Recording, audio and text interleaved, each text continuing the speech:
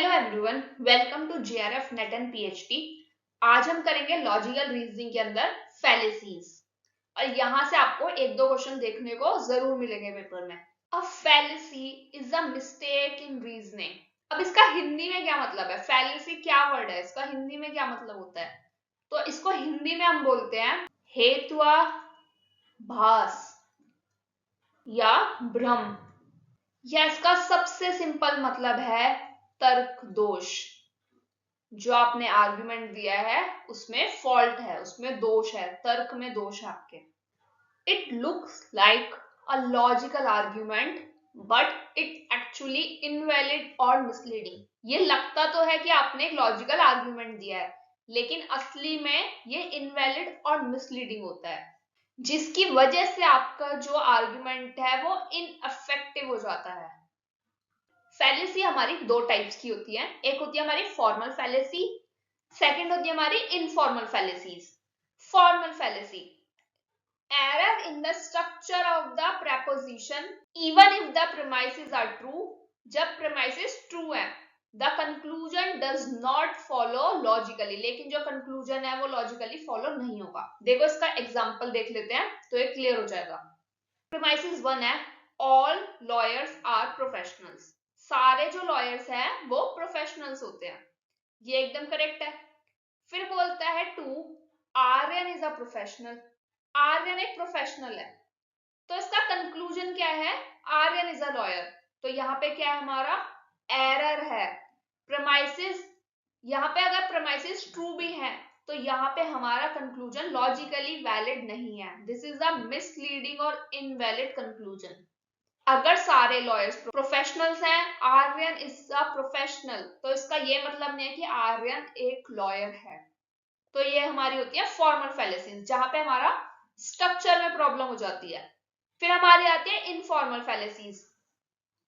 यहाँ पे क्या होता है?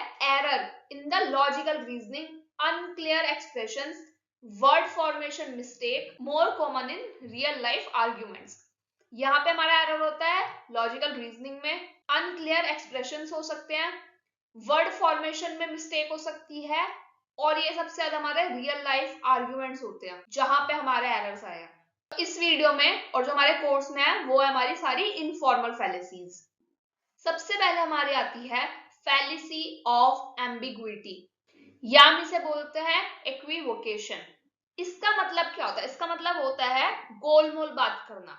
The fallacy happens when a word or phrase two different meanings in the same arguments। मतलब सेम वर्ड को जिसके दो मीनिंग हो सकते हैं आपने सेम आर्गुमेंट में यूज कर लिया। ये एग्जांपल से क्लियर हो जाएगा। P1 है हमारा अ फेदर इज लाइट। अब यहाँ पे लाइट क्या है हमारा? हल्का, लाइट वेट होता है ना, वो वाला लाइट। P2 बोलता है what is light can not be dark. अब यहाँ पे जो सेकेंड लाइट यूज हुआ है ये हमारा यूज हुआ है रोशनी वाला लाइट, और इससे हमारा कंक्लूजन क्या हुआ है?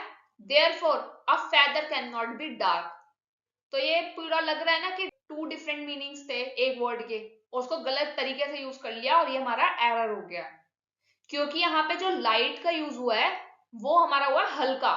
फेदर हमारा क्या होता है? पंख। एक पंख हल्का है। फर्स्ट स्टेटमेंट ये बोल रही है।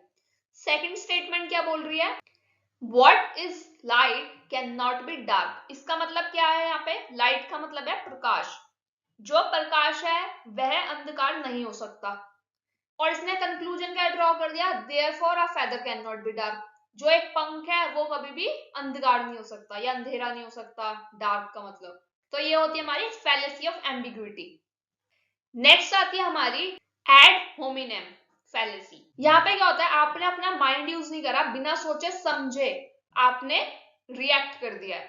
Instead of attacking the argument, argument को काउंटर करने की जगह पर a person attacks the character, background और पर्सनल ट्रेट्स ऑफ ओपोनेंट। मतलब वो किसको अटैक कर रहा है? जिस इंसान ने वो बात बोली है वो उसको अटैक करना शुरू कर देता है, उसके करेक्टर के बारे में, उसके बैकग्राउंड के बारे में बात करनी शुरू कर देगा। देखो इसका एग्जांपल, स्टूडेंट है वो बोलता है I think we should have more libraries in college. एक स्टूडेंट है, उसने मानो अपना एक सजेशन दिया है कि मेरे हिसाब से हमारे कॉलेज में लाइब्रेरीज और होनी चाहिए। तो इसमें टीचर क्या बोलती है, उन्होंने कोई आर्ग्यूमेंट नहीं दिया, उसकी जगह पे बोलती है what do you know, you are just an average student. आपको पता ही क्या है, आप एक एवरेज स्टूडेंट हो। तो यहाँ पे क्या उसने स्टूडेंट को ही अटैक किया कि तुम तो एक एवरेज स्टूडेंट हो। नेक्स्ट आती है हमारी fallacy of division. Happens when someone assume that what is true of the whole must also be true of its part। देखो डिवीजन है ना, तो यहाँ पे क्या बोल रहा है, what is true of whole must also be true of its part। अगर एक ग्रुप के पास एक क्वालिटी है तो उस ग्रुप के हर मेंबर के पास सेम क्वालिटी होगी। तो ऐसा जरूरी तो नहीं है ना, ये हमारा एक एरर है। इसका देखो example, this cake taste is delicious therefore every ingredient. तो जो भी इसमें इंग्रेडिएंट्स डले हुए हैं, चाहे वो बेकिंग सोडा है, आटा है, अंडा है, चीज है, कुछ भी है, must also be taste delicious. तो ये हमारा क्या है, एक एरर है, ये हमारी फैलेसी है कि अगर एक पूरा केक ही हमारा टेस्टी है तो इसका मतलब इसमें चाहे वो नमक डला है, आटा डला है, बेकिंग सोडा डला है, वो सभी टेस्टी होगा। ये इग्नोर कर देती है difference between group qualities and individual qualities में। नेक्स्ट आती है हमारी inappropriate appeal to authority. This fallacy happens when someone says a claim is true just because an authority, famous person मतलब कोई बॉलीवुड सेलिब्रिटी या कोई फेमस पर्सनैलिटी है, expert है या लीडर है, said so। अब ये क्या बोल रहा है सिंपल सा, जब someone says a claim is true क्योंकि वो किसी अथॉरिटी ने बोला है, ऐसा किसी अथॉरिटी ने कहा है, even if that authority is not an expert in this particular field, जबकि वो अथॉरिटी उस फील्ड में एक्सपर्ट भी नहीं है। इसका देखो सिंपल एग्जांपल है कि एक बॉलीवुड सेलिब्रिटी है, मान लो कोई भी, उसने एक मेडिसिन का ऐड किया और बोला कि इससे तो कैंसर ठीक हो जाएगा। ठीक है, तो ये क्या हुई हमारी इनएप्रोप्रिएट अपील टू अथॉरिटी। यहाँ पे सेलिब्रिटी, एक फेमस पर्सन ने, जो कि उस फील्ड में एक्सपर्ट भी नहीं है, उसने बोला है कि इससे कैंसर ठीक हो जाएगा और आप ऐसा क्लेम कर रहे हो कि इट इज ट्रू। तो यहाँ पे हो गया हमारा inappropriate appeal to authority. Example, my favourite cricketer uses this brand of toothpaste so it must be the best for the dental health. मेरा फेवरेट क्रिकेटर एक ब्रांड यूज करता है टूथपेस्ट का, तो इसीलिए ये टूथपेस्ट बेस्ट होगा for the dental health. Next आता है हमारा hasty generalization is a fallacy where we make a big conclusion, जहां पे एक बहुत बड़ा conclusion draw करते हैं based or insufficient evidence। On the basis of insufficient evidences or small evidences we draw a big conclusion, that is hasty generalization। I met two lawyers who were rude, therefore all lawyers must be rude। अब यहाँ पे क्या हुआ, एक इंसान है, वो दो लॉयर्स से मिला जो रूड थे, तो इसने कंक्लूजन क्या ड्रॉ किया कि ये दो लॉयर्स रूड हैं, a small portion is rude therefore all lawyers are rude. इसने बहुत छोटे पोर्शन को ऑब्जर्व किया और उसके बेसिस पे कंक्लूजन निकाला कि सारे ही लॉयर्स रूड होंगे। तो ये हमारा होता है हैस्टी जनरलाइजेशन। ये फैलेसी क्यों है, क्योंकि यहाँ पर लिमिटेड केसेस लेके आपने एक होल ग्रुप पे अप्लाई कर दिया। जैसे यहाँ पे इसने दो लॉयर का केसेस लेकर सारे ही लॉयर्स को जज करा है कि सारे ही लॉयर्स रूड ही होते होंगे। यहाँ पे जो आपका सम है, मतलब सम लॉयर्स आर रूड, आपने इसको चेंज कर दिया all lawyers must be rude. So that's a fallacy.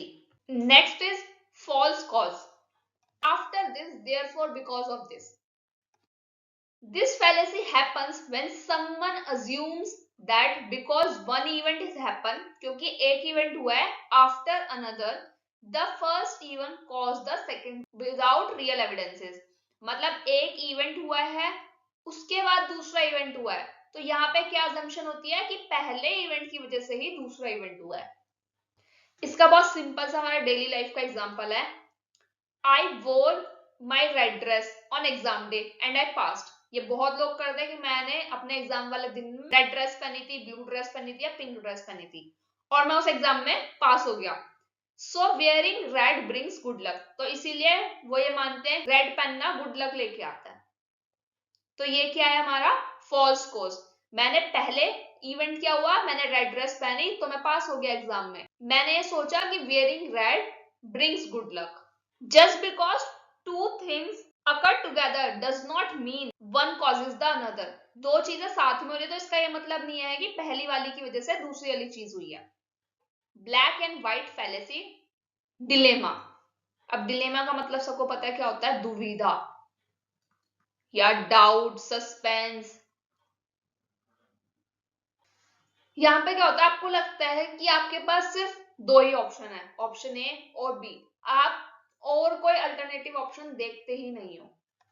Only two door exist but actually many more are open. दो ही दरवाजे खुले हैं लेकिन असलियत में बहुत सारे दरवाजे खुले हैं।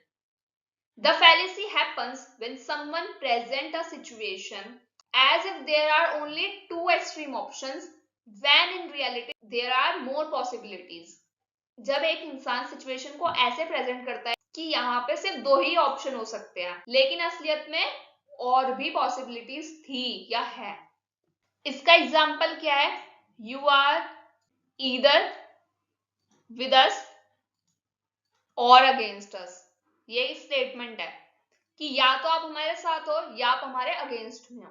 तो यहाँ पे दो ही ऑप्शन दिया, या तो आप साथ में हो या आप अगेंस्ट में हो, लेकिन हो सकता है वो इंसान न्यूट्रल हो। तो यहाँ पे और पॉसिबिलिटीज थी। तो ये क्या हमारी fallacy, black and white fallacy. Next is slip slope fallacy.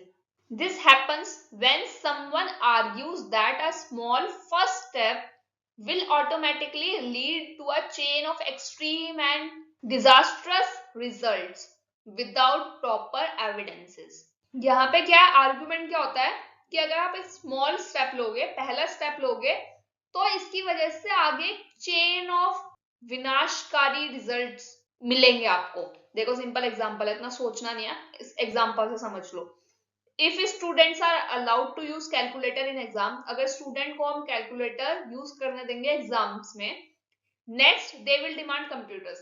अगर हम कैलकुलेटर यूज करने देंगे तो फिर वो डिमांड करेंगे कंप्यूटर्स की, then they won't study at all. और अगर हम उन्हें कंप्यूटर दे देंगे तो वो कभी पढ़ाई ही नहीं करेंगे। And finally education will collapse. इसकी वजह से एजुकेशन ही कोलैप्स हो जाएगी। सबसे पहले इन्होंने क्या बोला, फर्स्ट स्टेप क्या था हमारा, allowed to use calculator in exam. फिर ये बोलते हैं इसकी वजह से एक चेन ऑफ एक्सट्रीम रिजल्ट मिलेंगे हमें, जो क्या होंगे, दे विल डिमांड कंप्यूटर्स, उसके बाद वो पढ़ाई ही नहीं करेंगे, और फाइनली क्या होगा, एजुकेशन विल कोलैप्स। तो ये हमारा slip slope. Ninth is fallacy of accident. This fallacy happens when a general rule is applied to a special or exceptional cases where it does not fit। एक general rule को हम special case पे apply कर देते हैं या कोई exceptional case पे अप्लाई कर देते हैं जहां पे वो जनरल रूल फिट ही नहीं होता है। देखो एक जनरल रूल है, मान लो cutting people with knife is a crime. Knife से इंसान को काटना एक क्राइम है। अब केस क्या हमारा, यहाँ पे ये हमारा स्पेशल या एक्सेप्शनल केस है। Surgeons cut people with knife during surgery. जो डॉक्टर्स हैं, सर्जन्स हैं, वो ऑपरेशन या सर्जरी के टाइम पे लोगों को नाइफ से कट करते हैं। तो यहाँ पे कंक्लूजन क्या ड्रॉ हो गया, सो सर्जन्स आर क्रिमिनल्स। तो इसीलिए सर्जन्स जो है वो क्रिमिनल है, और जो हमारा है रॉन्ग कंक्लूजन। तो यहाँ पे हमारा जनरल रूल था कि cutting people with knife is a crime, जिसको हमने एक स्पेशल केस या एक्सेप्शनल केस पे अप्लाई किया, जो था surgeon cut people with knifes during surgery, और हमने इसका एक कंक्लूजन बना दिया जो था सर्जन्स आर क्रिमिनल्स। ये फैलेसी है क्योंकि ये स्पेशल या एक्सेप्शनल केसेस को इग्नोर कर देती है। नेक्स्ट आती है strawman, misrepresenting the opponents argument. Opponents के आर्ग्यूमेंट को मिस रिप्रेजेंट करा, twist their words then defeat the twisted version. ये आपने बहुत ज्यादा होते हुए देखा होगा डेली लाइफ में कि किसी के वर्ड को अलग तरीके से ट्विस्ट करके बोल दिया और फिर ट्विस्ट वर्जन को आप डिफीट कर रहे हो। फॉर एग्जाम्पल एक पर्सन है ए, वो बोलता है, एक स्टेटमेंट देता है, we should have stricter rules for factories to reduce pollution. अगर हमें पॉल्यूशन रिड्यूस करना है फैक्ट्रीज में तो हमारे कानून थोड़े सख्त होने चाहिए। पर्सन बी क्या करता है, ये इसको स्टेटमेंट में बोलता है so you want to shut down all factories and destroy job. तो यहाँ पे इसने क्या किया, उसके वर्ड्स को ट्विस्ट करा और उसके बाद आर्ग्यूमेंट दिया। तो आप क्या चाहते हो कि सारी फैक्ट्रीज बंद हो जाए, सारी जॉब्स खत्म हो जाए? तो ये हमारी क्या है, फैलेसी है, miss representing the opponents argument. Next is bagging the question. ये इंपॉर्टेंट है, ये जून में आई थी, अभी जून वाले पेपर में। पेटिशो Principe happens when the conclusion is assumed in the premises itself। हम अपनी वीडियो में premises, major term, minor term, conclusion सब डिस्कस कर चुके हैं। तो अब ये क्या बोल रहा है कि जो हमारा कंक्लूजन है वो प्रेमाइसिस में ही अज्यूम कर लिया गया है। तो ये होती है हमारी बैगिंग द क्वेश्चन। इसका एग्जांपल है God exist because the holy book says so and the holy book is true because it is God's word. भगवान का अस्तित्व है ऐसा होली बुक्स में कहा गया है, और होली बुक्स एकदम ट्रू है क्योंकि ऐसा भगवान बोलते हैं। यहाँ पे क्या अज्यूम कर लिया गया है, जो हमें प्रूफ करना था, which is suppose to be proof. यहाँ पे यही अज्यूम कर लिया गया है कि भगवान एग्जिस्ट करते हैं क्योंकि ऐसा होली बुक में बोला है, और होली बुक ट्रू है क्योंकि ऐसा भगवान ने बोला है। तो ये हमारी होती है बैगिंग द क्वेश्चन। नेक्स्ट हमारी ad populum. If everyone says it must be right. अगर सब लोग बोल रहे हैं तो ये बात सही ही होगी। Is when someone argues that an idea must be true और good just because many people believe it. आप एक आइडिया को आर्ग्यू कर रहे हो, उसको सही बता रहे हो क्योंकि बहुत लोग ऐसा बिलीव करते हैं। देखो इसका एग्जांपल क्या है, most people believe astrology predicts the future so it must be true. बहुत लोगों का विश्वास है कि एस्ट्रोलॉजी हमारा फ्यूचर प्रिडिक्ट करता है, तो यह ट्रू होगा। यहाँ पे क्या हमारी फैलेसी ऑफ एड पॉपुलम, क्योंकि ये जरूरी नहीं है कि अगर बहुत लोग बिलीव कर रहे हैं तो वो एक ट्रू ही हो। ऐसा भी हो सकता है कि बहुत लोग बिलीव कर रहे हो लेकिन ये फॉल्स हो। अब इसके क्वेश्चंस देख लेते हैं जो हमारे PYQs हैं। Consider the argument provided below. Sound is permanent because it is a product like the jar. ये हमारी एक स्टेटमेंट है। Identify the fallacy involve in the above argument on the basis of Indian logic from the option given below. अब इसमें हमें बतानी है कौन सी फैलेसी है। यहाँ पे हमारा क्या हो रहा है, साउंड का और जार को आपस में कंपेयर किया जा रहा है। दोनों को प्रोडक्ट बोला जा रहा है कि दोनों प्रोडक्ट है, इसीलिए दोनों परमानेंट है। यहाँ पे हमारा आंसर होगा फैलेसी ऑफ कॉन्ट्राडिक्टरी रीजंस। जहां पर जो हमारा रीजन दिया गया है वो ही आपस में कॉन्ट्राडिक्ट कर रहा है। यहाँ पे साउंड को जार के साथ कंपेयर किया जा रहा है कि वो परमानेंट इन नेचर है, लेकिन साउंड में आता है और फिर गेट डिस्ट्रॉयड। तो यहाँ पे तो ये इसकी इम्परमानेंसी तो दिखाई रहा है ना, यहाँ पे कॉन्ट्राडिक्शन है, तो फॉलिसी ऑफ कॉन्ट्राडिक्टरी रीजन है इसका answer. Nobody has even proved that immoral behavior by elected officers erodes public morality. Therefore, we must conclude that such behavior does not erode public morality. तो यहाँ पे स्टेटमेंट दिया है कि किसी ने भी ये साबित नहीं किया है कि अनैतिक behaviour by elected officer erodes public morality. मतलब अनैतिक बिहेवियर सार्वजनिक अनैतिकता को नष्ट कर देता है, ये किसी ने भी अभी तक प्रूव नहीं किया है। इसीलिए वी मस्ट कंक्लूड, हमें कंक्लूड करते हैं कि सच behaviour does not Erode public morality. ऐसा व्यवहार सार्वजनिक नैतिकता, मोरालिटी होती है नैतिकता, को नष्ट नहीं करता है। अब यहाँ पे बताना है कि यहाँ पे कौन सी फैलेसी है। तो यहाँ पे हमारी है अपील टू इग्नोरेंस। तो ये फैलेसी हमारी कब आती है, when someone says a statement is true just because it has not been proven false। जब एक इंसान ये बोलता है कि एक स्टेटमेंट ट्रू है क्योंकि उसे किसी ने फॉल्स प्रूव नहीं किया है। जैसे इस एग्जांपल में nobody has proven that immoral behavior by elected officer erode public morality। अभी तक ये किसी ने प्रूव नहीं किया है कि इमोरल बिहेवियर सामाजिक अनैतिकता को नष्ट कर देता है। तो उससे इन्होंने क्या कंक्लूजन निकाल दिया है, that such behavior does not erode public morality। यहाँ पे क्या हमारा कोई प्रूव नहीं है that immoral actions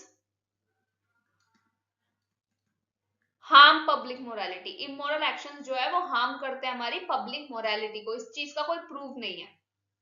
इसीलिए जो स्पीकर है उसने कंक्लूड कर दिया कि इस चीज से हमें कोई हार्म ही नहीं होता है।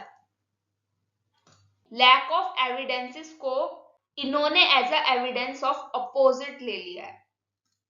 तो ये होती है हमारी appeal to ignorance. When someone says a statement is true just because it has not been proven false. Last question है हमारा जून 2025 से। God exist since it is written in the scriptures, since the scriptures are the words of God, whatever is written in them is true. ये हमने अभी discuss किया था, बस यहाँ पे स्क्रिप्चर्स की जगह हमारा होली बुक था। तो इसका आंसर क्या था हमारा, bagging the question. So that's all for the video. I hope ये टॉपिक क्लियर हो गया होगा। अगर कोई डाउट हो तो do right in the comment section. कोई फैलेसी मिस हो गई हो तो उस पर हम वीडियो कर लेंगे, कमेंट में लिख देना। Thanks for watching.